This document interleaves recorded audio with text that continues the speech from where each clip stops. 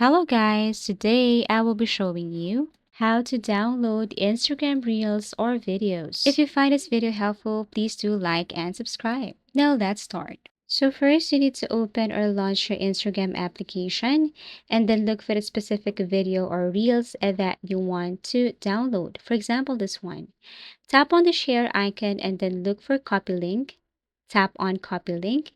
And after that, you can now exit your Instagram application. Now go to any web browser, and this time you have to look for download Instagram or Instagram downloader.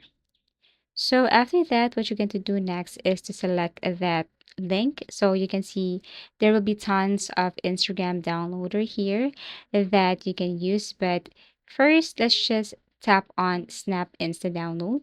Paste the URL of that specific video or reels. Tap on download. Wait for a couple of seconds. Now scroll down here and look for the download option or button.